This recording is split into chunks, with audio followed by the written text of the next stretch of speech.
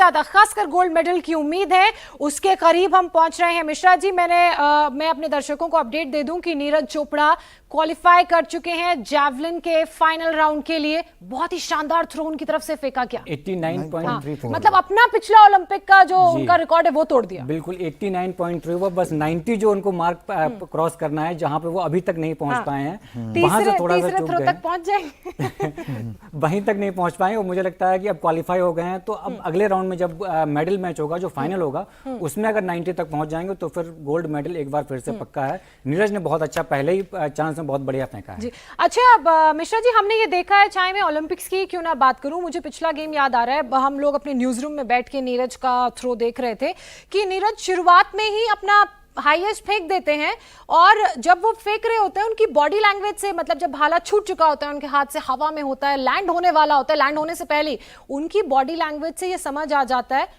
हम कम से कम हमें भी आइडिया मिल जाता है कि ये विनिंग थ्रो है, बेस्ट है, विनिंग थ्रो है, उनका पता चल जाता है। आज भी वही बॉडी लैंग्वेज देखने जैसे ही उन्होंने भाला उनके हाथ से निकला है, वैसे ही लग गया था कि क्वालिफाई हो गए हैं। नंबर देखने की जरूरत केवल इसलिए थी कि कितने आए हैं, अपना रिकॉर्ड तोड़ा है कि नहीं, कितने नंबर्स आए हैं, बाकी ये लग गया था कि हाँ क्वालिफिकेशन हो गया है। तो ये हमेशा देखने को मिलता है, जब जैसे ही वो फेंकते हैं वैसे ही पता चल जाता है कि हाँ ये जो है बहुत लंबा जेवलिन जा रहा है, ये बिल्कुल कंफर्म हो जाता है। इस बार भी ऐसे देखा, और अब जो है फाइनल में जब खेलेंगे तब फिर बहुत ज्यादा इंपॉर्टेंट हो जाएगा। और उम्मीद है वो जो 90 का मार्क अब तक टच नहीं कर पाए हैं वो टच करेंगे, और बहुत सारे और अच्छे अचीवमेंट्स उनकी झोली में रहेंगे। लेकिन ललित जी, ये देखिए ना, ये कॉन्फिडेंस खिलाड़ी में तब आता है जब वो अपनी तैयारियों को लेकर शॉर्ट होता है कि भाई मैंने बहुत तैयारी की है, और अगर मैं भाला फेंक रहा हूं, मेरा भाला हवा में है और मुझे मालूम है कि ये क्वालिफाइंग होगा या बेस्ट होगा या विनिंग थ्रो होगा, मुझे पता है। तो ये सर, ये कॉन्फिडेंस को अर्जित करने में कितना वक्त लग जाता है, और खिलाड़ी जब इस स्टैंडर्ड का हो, नीरज चोपड़ा जैसे स्टैंडर्ड का, कहते हैं इनका तो जीन ही अलग है, ये वाला जीन, ये वाला जो जेनेटिक कोडिंग है वो मिलती नहीं है। नहीं, ऐसा है ज्योत्सना जी, जो जितने भी प्लेयर होते हैं या कोई भी आदमी होता है, खिलाड़ी होता है, उसमें देखो किसी न किसी कोई ना कोई खूबी होती है। आप जैसे जेनेटिक की बात की, जो है, चाहे वो रेसलिंग हो, चाहे ये अपना पोल वॉल्टर हो या जेवलिन हो, क्या होता है इसमें फेंक, जैसे अभी आपने बताया कि हमारे पोल वॉल्ट भी बड़ा इंटरेस्टिंग गेम है। हाँ, जैसे 89.3 समथिंग अपने 3-4 नीरज चोपड़ा ने फेंका।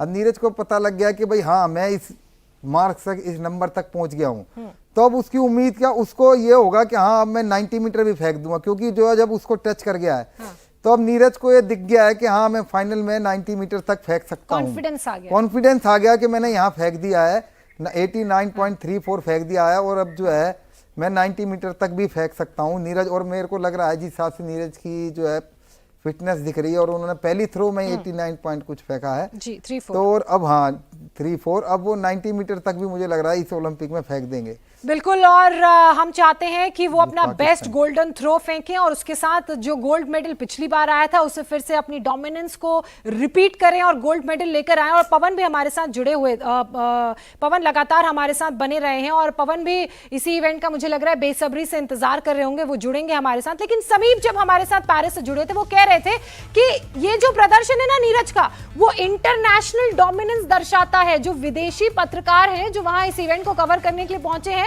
वो भी ये कह रहे हैं कि नीरज गोल्डन बॉय से हमें बहुत सारी उम्मीदें हैं। लेकिन इसी बीच एक बड़ी खबर आ रही है, नीरज ने सीजन का बेस्ट दिया है। क्वालिफिकेशन में नीरज चोपड़ा का दमखम देखने को मिला।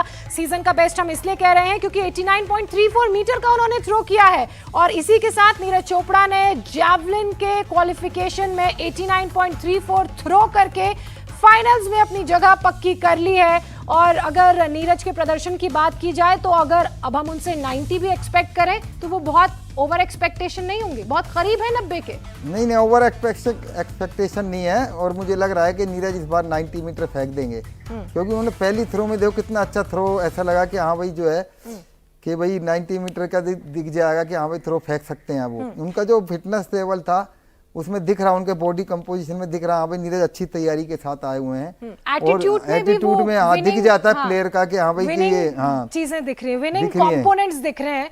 और नीरज की बात इसलिए भी हम कर रहे हैं क्योंकि आपने देखा होगा ये एक ऐसा खिलाड़ी है, बाकी खिलाड़ियों की भी अगर बात करें तो बिल्कुल डिस्ट्रैक्ट नहीं होता है। इवेंट खत्म होता है, एक दिन या 2 days ऑफ रिजॉइस सेलिब्रेशन, उसके बाद वापस अपनी तैयारी में निकल जाता है और बहुत ही हार्डकोर तैयारी इनकी रहती है, फिजिकली अपनी बॉडी को फिट करना। और जब इस तरह का गेम हो, चाहे शॉट पुट हो, डिस्कस हो, जैवलिन थ्रो हो या हैमर थ्रो हो, इन इवेंट्स में डिस्क्वालीफाई होने का खतरा इस लिहाज से भी ज्यादा हो जाता है कि वो जब आप फेंक रहे होते हैं ना, जो भी आपका स्टांस या पोस्चर होता है, जो भी आपके मूव्स होते हैं फेंकने के, अक्सर उसमें आप उस लाइन को क्रॉस कर देते हैं तो फाउल हो जाता है। फाउल के केसेस में भी कई बार अपना बेस्ट फेंकने के बाद भी खिलाड़ी जो है क्वालिफाई नहीं कर पाता है। लेकिन नीरज की बॉडी लैंग्वेज में वो भी नजर आता है कि कैसे उन्होंने हर एक चीज को यहां पर अपने काबू में किया हुआ है।